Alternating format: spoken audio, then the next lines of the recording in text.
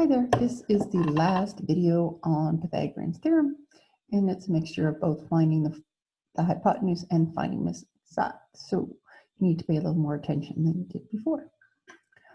I'd ask you to turn off the video, do the questions, see if your answer is reasonable on all of them, and then turn it back on and check your answers. All right, so turn off now. Okay, I trust you did. And we're back. All right, let's take a look at this one. So we have a side and a side, and we're missing the hypotenuse. You know what? I'm just going to do that. Hypotenuse. Hypotenuse. Remember, hypotenuse is the longest side. It's also directly across from that square corner. Okay, so the formula, no matter what, is the same. Hypotenuse squared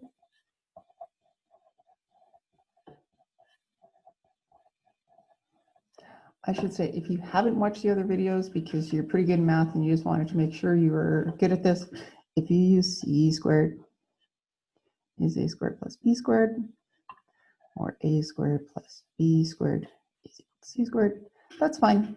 I can follow what you're doing just as long as you write the formula at the top, so I know what's going on. I use this just because I found it to be the most successful with students. I think that's backwards. Students are most successful with this one over the years. All right, here we go.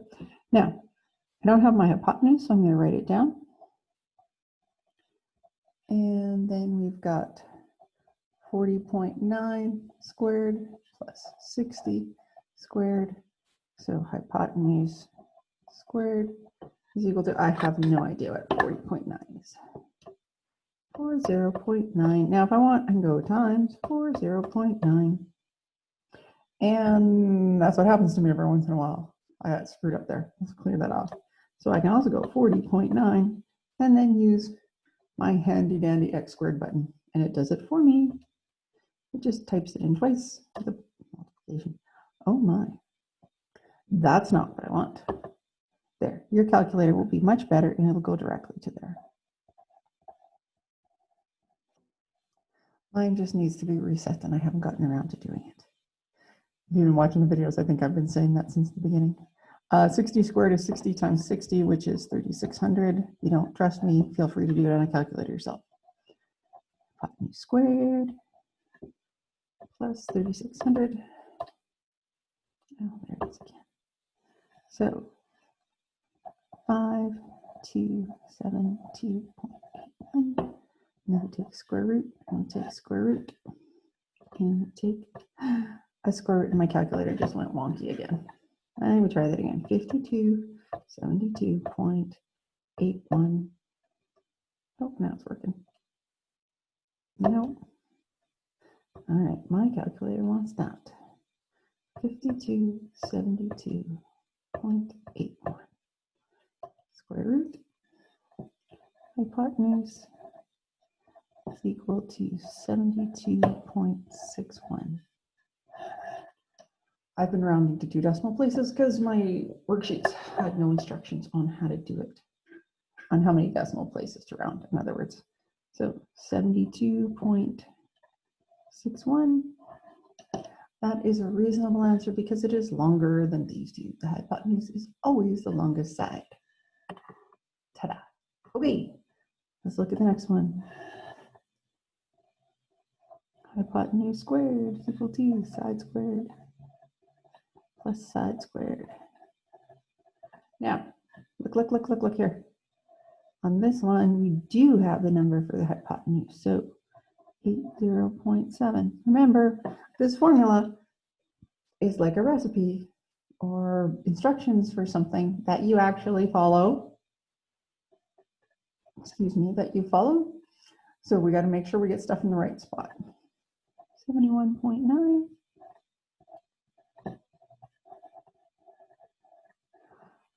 If you're wondering why I suddenly put that in brackets, I don't know. I just did. I started writing it and my little brain said, you don't really need those, but it doesn't hurt.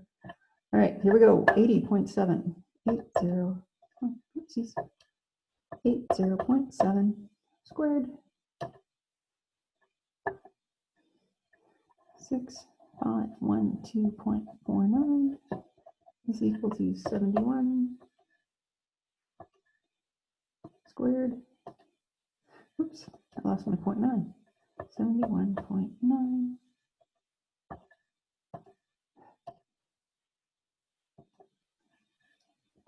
5169.61 plus side squared. Okay, so in this case, so look up here, this one, because these two numbers were on the same side, I could just add them together and away we went. Because these two are on opposite sides of the equal sign, I need to subtract 5169.61 so that I have side squared left on this side. So 6512.49 subtract 5,169 and 61 hundredths.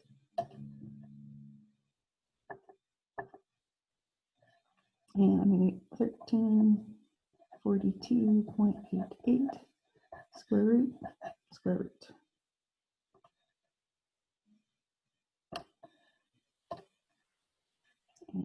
36.65.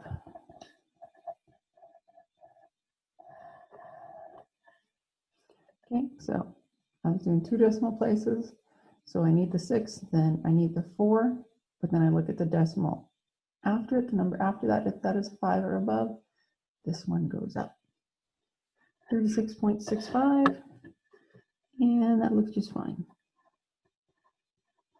At this point, all I'm really concerned with is whatever answer I got from the side better be smaller than what I had for the hypotenuse. Two more amazing math questions. Hypotenuse squared is equal to side squared plus side squared. All right, so again, in this case, I happen to have the hypotenuse already. So 83.3 squared is equal to 79.7 squared plus side squared. All right, 83.3 squared.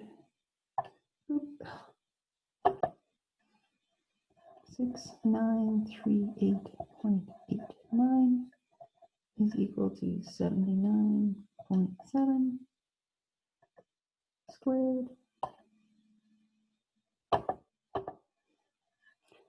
6352.09 squared.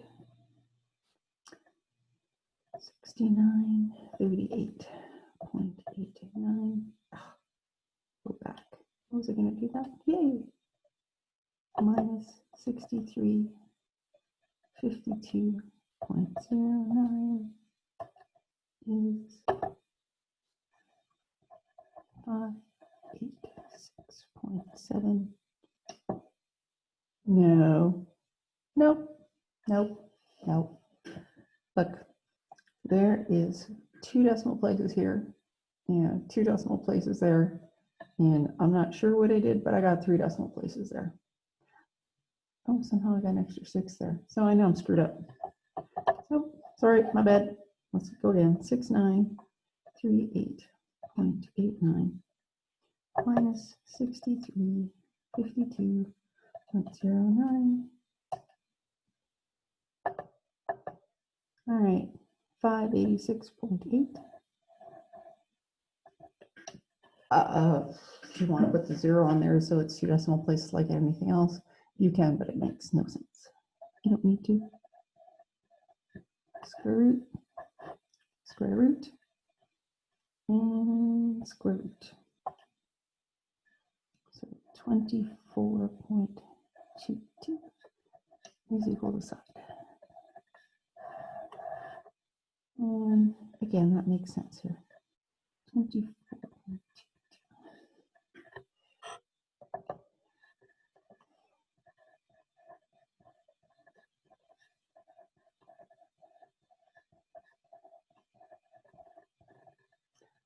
Oh, you got a whole bunch of quiet there. Sorry. Right, let's take a look at their last question here. And it looks like this case we don't have the hypotenuse, but we have the two sides. So this is the easier one.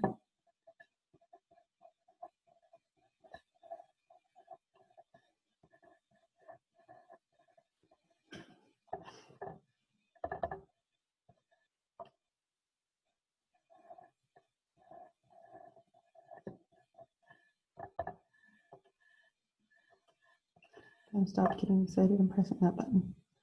4, 2, 2, 5.